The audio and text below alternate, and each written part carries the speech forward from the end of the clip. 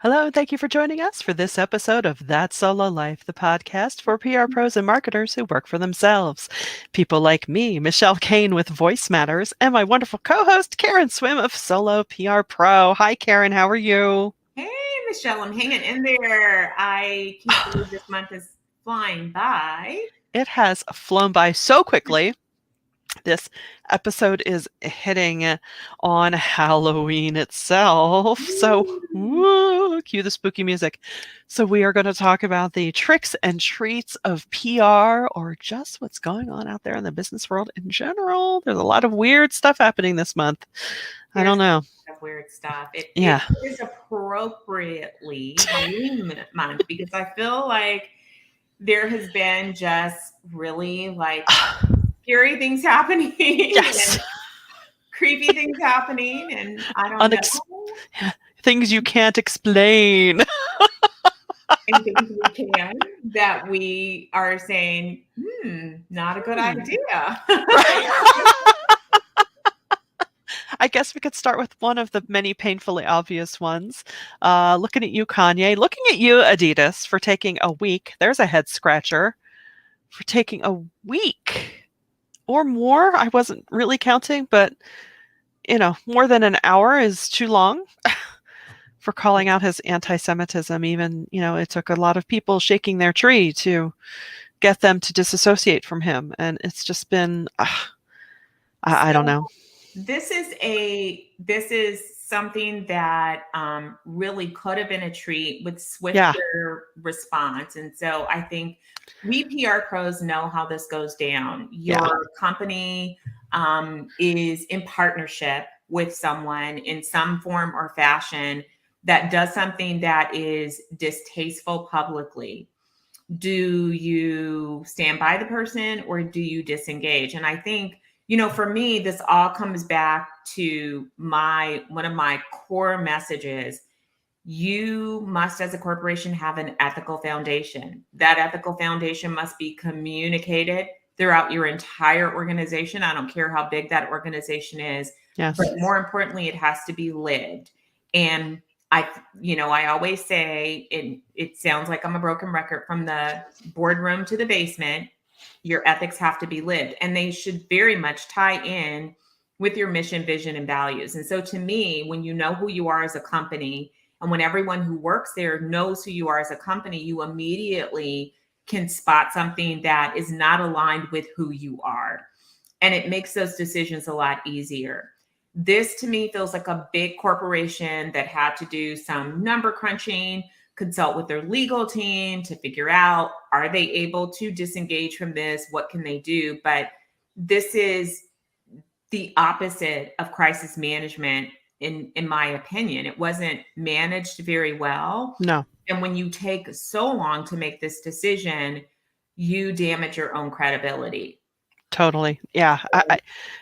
I love what you say. I love when you keep banging that drum, because it's a drum that needs to be banged, apparently. But it should be so intrinsic to you as a company that something like that, you shouldn't need to take time to consider it.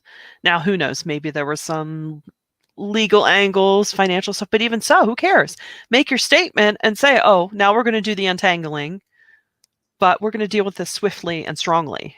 Yeah. So I feel like this was not at all received in the way that it could have been. And it just, quite frankly, was the wrong thing to do. You leave a whole entire, and let's be clear, in my view, this is not just about the Jewish community. It is about the human race, period. Because when we allow hatred against any group of people, we are saying that it's okay to pick and choose who you respect. It was disrespectful. I also have my own thoughts. I think now it does feel like a pile on of people saying, oh, I'm going to do that too. Mm-hmm. And I do feel like we are shying away from the real issues that are here. And there's so many to unpack. So yeah, it is definitely October. And this is a boo to all of those corporations. And obviously to a human being that clearly is in need of some type of intervention, and different people around him and in his circle. But I don't even want to give airtime to No. anything that's not aligned with my values. And Michelle, I know you share this, that we Yeah. firmly stand against hatred of all kinds, period. Right. Yeah. Don't like it, not down for it, not okay, never okay. It's never ever okay. There's no room for it. Yeah. We're all people. I mean, I know this garbage goes back centuries, but you would think as society moves on, we'd be better. You know, I mean, I had someone correct me on Twitter of a phrase I used, and I didn't even realize that it was offensive. And I thought, oh my goodness. And I thanked them. I said, thank you. I can't do better unless I know better. You know, I completely agree. I know that some of the statements that were made, people were saying, you know, that they never heard it. I had heard it for many, many years and knew that Right. it's been offensive for many, many years. Yeah. And you know what? I think that when these incidents happen, it is an opportunity for us to educate and for us to grow. And even as PR professionals, you know, I can remember using a term once on Instagram about Netflix. And I didn't realize that it had sexual connotations because I can't know everything. And it was embarrassing. But somebody, you know, was like, hey, I know that you didn't know this. Now, I will say that anybody who knows me for longer than 15 minutes probably knows that's not what I meant. And this, I think, is a lesson for all of us. This applies to companies too. When your audience knows who you are, they are able to draw a line between intention. Right. And I think that critical thinking is often missing in the times that we live in, but it's necessary. You have to have the context of something. People can genuinely make mistakes. They can say things and they're not seeking to offend anyone. They're using a phrase that they have no idea has a double meaning or has an offensive meaning. And I think that we can't immediately pull the cancel button on everyone, that we have to stop and we have to examine the context in which these actions or statements happen. We have to examine the person, who they are, and if this is aligned with, you know, who they normally are. And we have to willing to exercise forgiveness. Right. I mean, this clearly, his track record shows this is not the first egregious statement he's made about people groups or commonly held truths about things.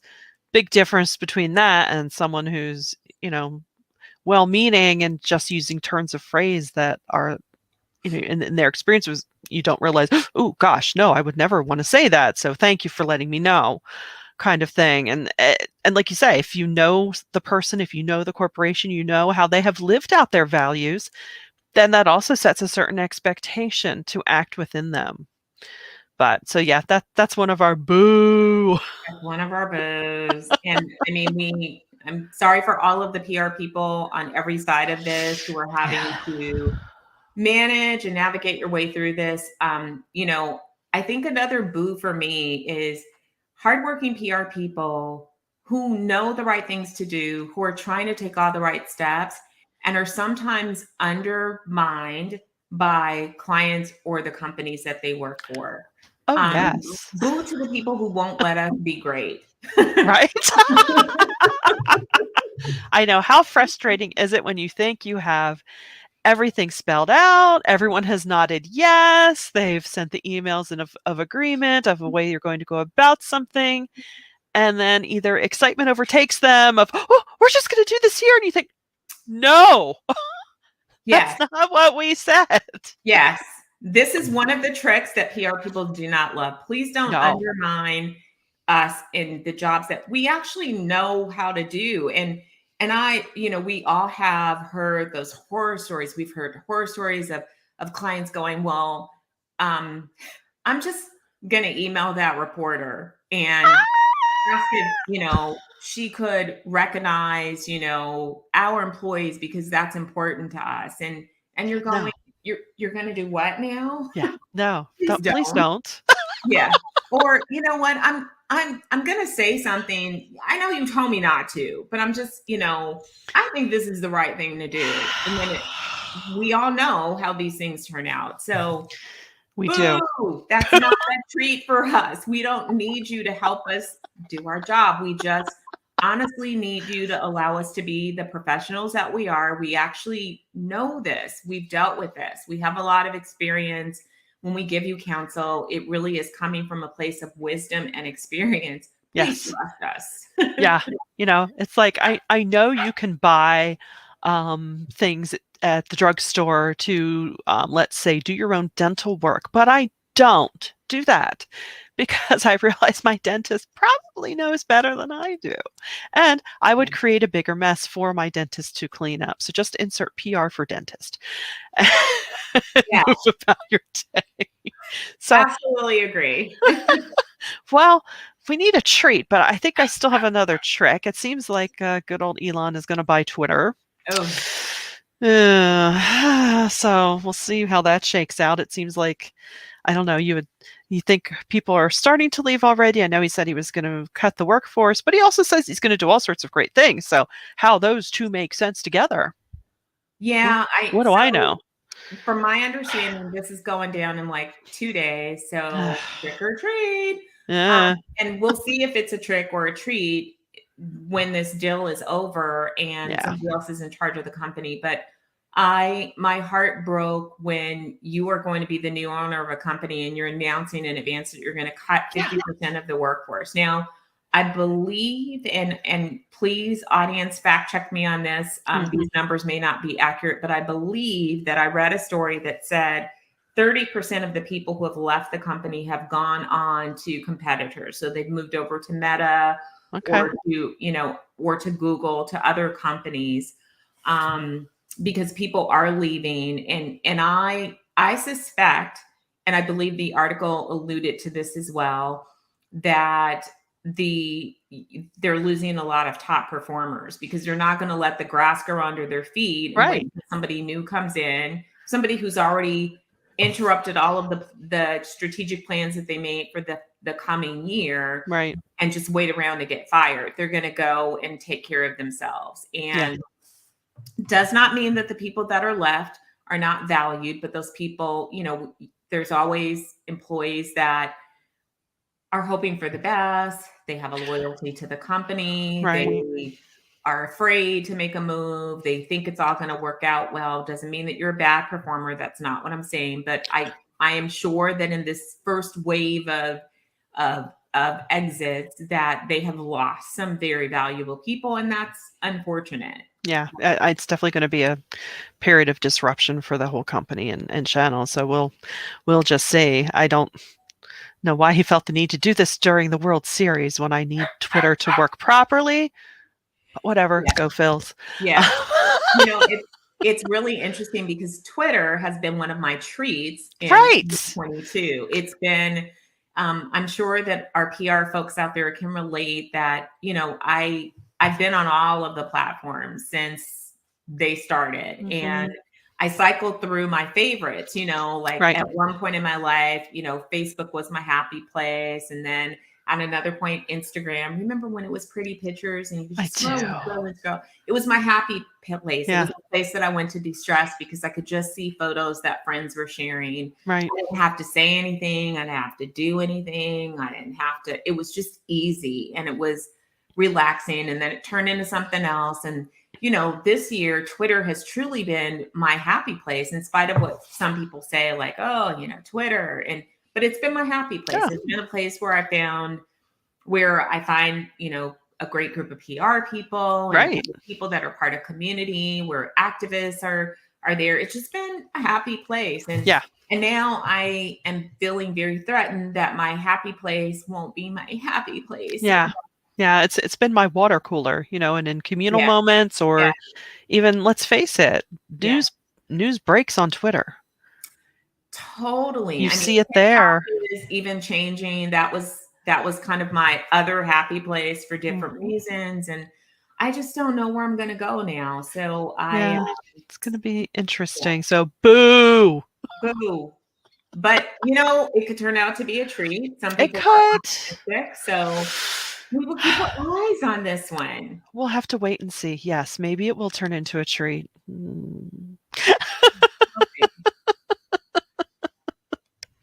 So yeah, my goodness, I'm trying to think what else has been happening. I mean, truth be told, I have been a little bit distracted by baseball this week, and I wasn't expecting that, so that was an unexpected treat. Oh my gosh, my Phillies are going to the World Series. What? Congratulations. Thank you. By the time you hear this on Monday, hopefully it'll be 1-1. Who knows? I don't know. No Yeah. no expectations. This is just enjoying the ride. I love that, and we all need that. We, it is quite a joy when a team that is your team, gets to the final. It's Yeah. exciting. So And, I'm glad that you have that. Philly deserves this.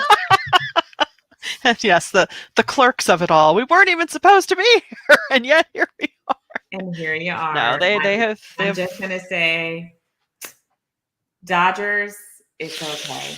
Oh, that was a shame. That was Yeah. really a shame. So hopefully you can all join us. Apparently, the loyalties are falling similarly to when the Patriots are in the Super Bowl, and everyone is siding with the On the other team. side. Yeah, everyone's siding with the team that's not the Astros. So we welcome you.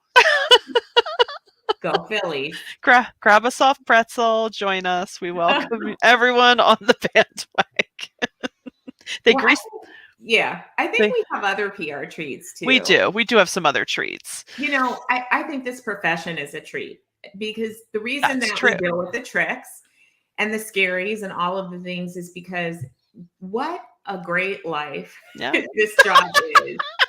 We have an awesome job. And we do. When I think sometimes about all of the wonderful things that we get to do and how we get to serve people, I completely understand why we all deal with it day in and day out. And there are days that are stressful. There are days that are frustrating, that make you want to pull the nuclear and go like on a rampage and let all the secrets out on Twitter. There are days.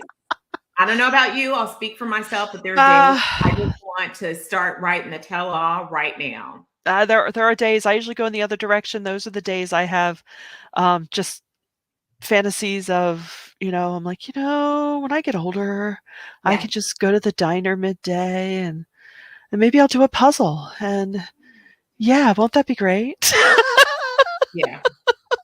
But I think at the middle of all that, it's because we enjoy in the story, right? I know what lights me up is when something happens and it doesn't matter to what extent or what level, and I just think, you need to know about this. You need to know about this because it's going to make your life better. Yeah. Or isn't this good news? Doesn't that make you happy? Or, oh, watch out for this. Be careful. We don't want anything bad to happen. That's how I come at these things of, how is someone else's story going to inspire you? How is someone else's product or offering going to make your life better? Or how can we look out for each other? And that's really at the core of why I do what I do. And thankfully, I think I'm good at it. So. I think you can't be in this profession if you're not good at it. So true to us. And we know intimately that solo PR pros are the top best. profession.